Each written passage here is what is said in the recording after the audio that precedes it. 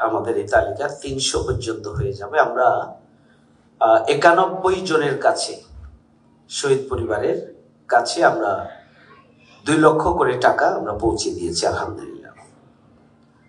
আমিরি জামাতের নির্দেশনা সমস্ত শহীদ পরিবারের কাছে এই পরিমাণ অর্থ প্রাথমিকভাবে তাদের কাছে পৌঁছে দেওয়া প্রয়োজন।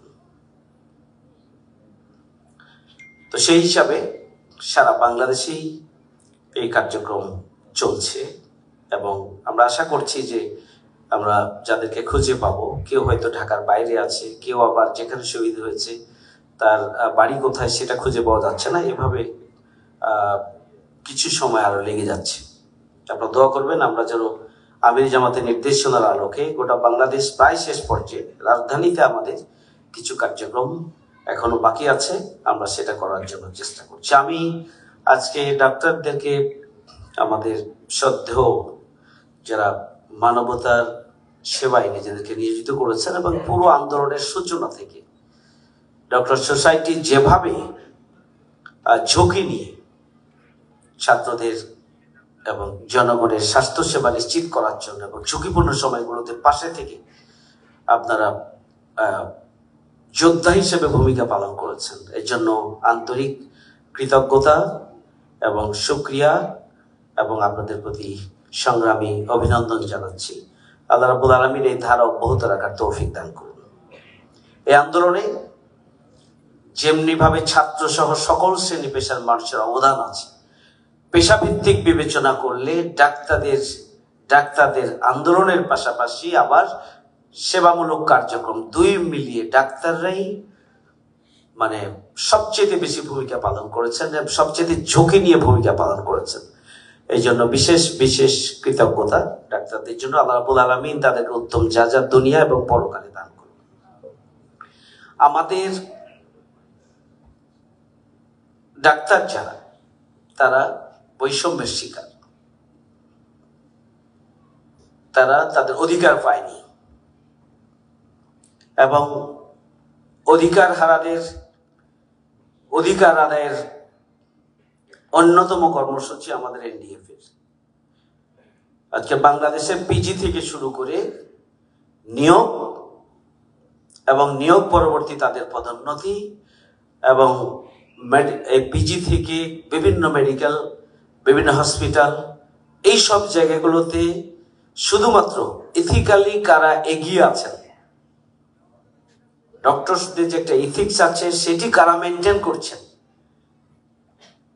এটিকে সামনে রেখেই তাদেরকে পদোন্নতি থেকে বঞ্চিত করা হয়েছে, তাদের নিয়োগ থেকে বঞ্চিত করা হয়েছে। এই অবস্থায় আমি মনে করি যে এনডিএফ এর অন্যতম গুরুত্বপূর্ণ অগ্রাধিকার হওয়া উচিত এখন এই পিজিতে যারা বঞ্চিত, যারা শোষিত, যারা ক্ষতিগ্রস্ত, তাদের পদোন্নতির ব্যবস্থা অবিলম্বে করতে হবে। এখানে আমরা মিডিয়ার সামনে বলছি, বিশ্ববিদ্যালয় কর্তৃপক্ষের কাছে এনডিএফ এর টিম গিয়ে তালিকা ধরে তারা ২০ বছর চাকরি করেন, এখন পর্যন্ত সহকারী অধ্যাপক, প্রভাষকগিরি যায় না, এটি হতে পারে না।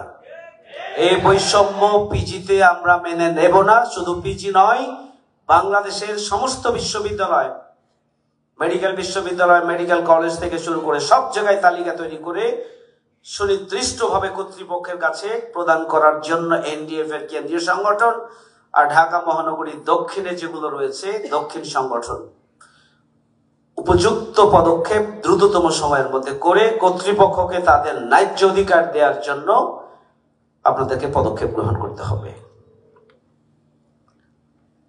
আমরা নিঃসন্দেহে দৃঢ়ভাবে বলতে চাই, যারা বৈষম্যের শিকার তারা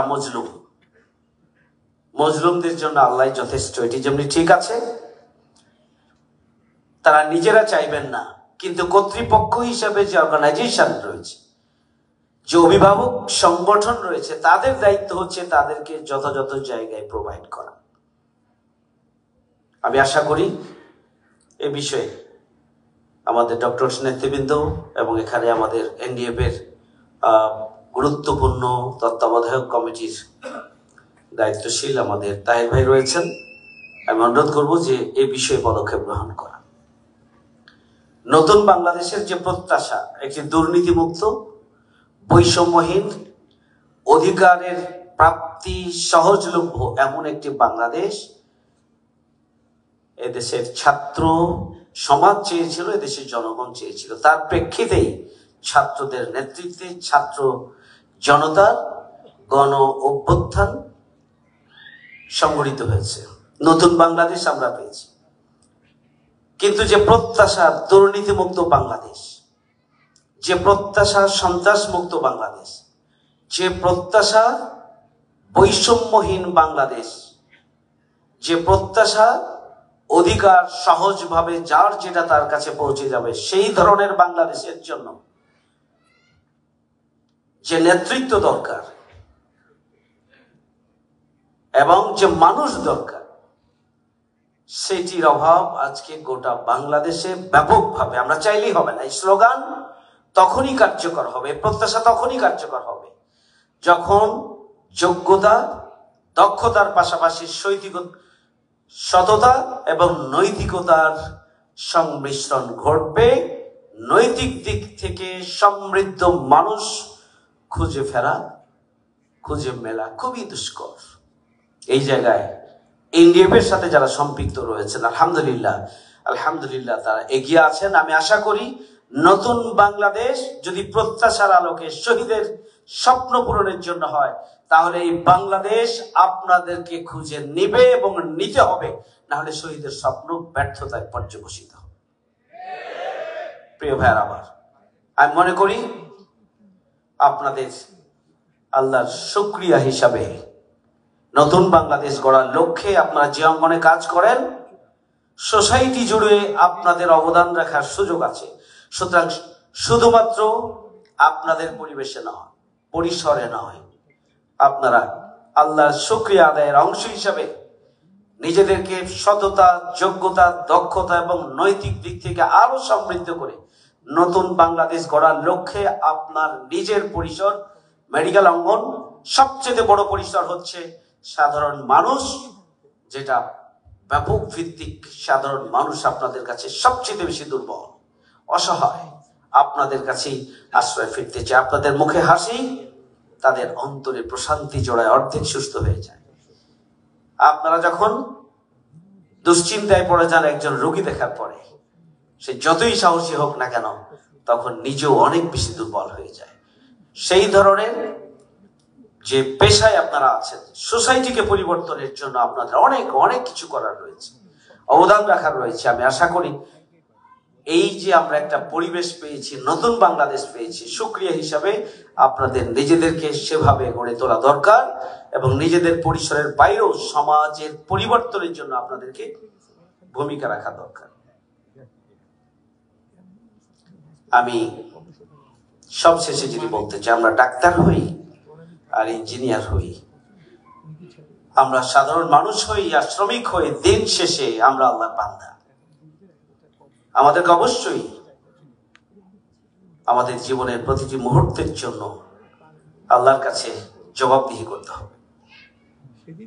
আমরা আমাদের সময়গুলো যেভাবে পার করে এসেছি, আসুন আমরা আত্মসমালোচনা করি যে আমরা যে 16 বছর পরিবেশের প্রতিকূলতার কারণে আমরা আমাদের যে ইমানের দাবি, ইনসেপারেবল পার্ট, ইসলামী আন্দোলন, সেখানে আমরা যারা ভয়ের কারণে হোক, পরিবেশের কারণে হোক, নিজের এগিয়ে যাওয়ার ক্ষেত্রে প্রতিবন্ধক হয়ে যেতে পারে, সেই কারণে হোক, আমরা যারা আমাদের ইমানের দাবি পূরণ করতে পারি নাই, আমি মনে করি যে নিজ নিজ অবস্থানে থেকে আমরা প্রত্যেকেই বুঝি আমরা কে কতটুকু পেরেছি এবং পারি না। অনিবার্য বাস্তবতা ছিল, উপায় ছিল না, আমরা জানি, তারপরও ইমানের দাবি ছিল।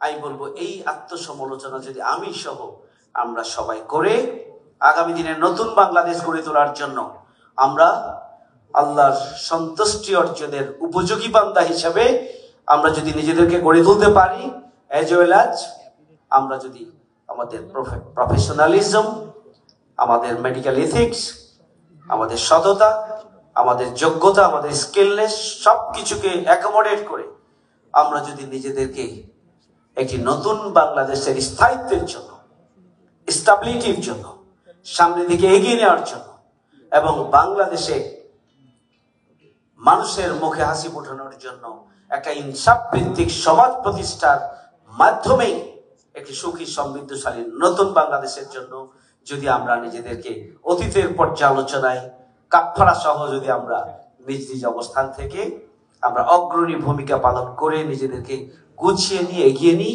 এবং ভূমিকা পালন করি, তাহলেই আমি মনে করি আজকের এই ডক্টরস কনফারেন্স সফল হবে। আল্লাহ রাব্বুল আলামিন আমাদেরকে সেই তৌফিক দান করুন, আমাকে এখানে দাওয়াত দেওয়ার জন্য এবং এসে একসাথে প্রায় 750-800 ডাক্তারের সাথে একসাথে দেখা হলো, ভাই বোনদের সাথে, সম্মানিত সুধী মণ্ডলীর সাথে সেই সুযোগ করে দেওয়ার জন্য আমি আল্লাহর কৃতজ্ঞতা জ্ঞাপন করছি, আল্লাহ শুকরিয়া আদায় করছি এবং দায়িত্বশীলদের কৃতজ্ঞতা জ্ঞাপন করছি। আল্লাহ হাফেজ। আসসালামু আলাইকুম ওয়া রাহমাতুল্লাহি ওয়া বারাকাতুহু।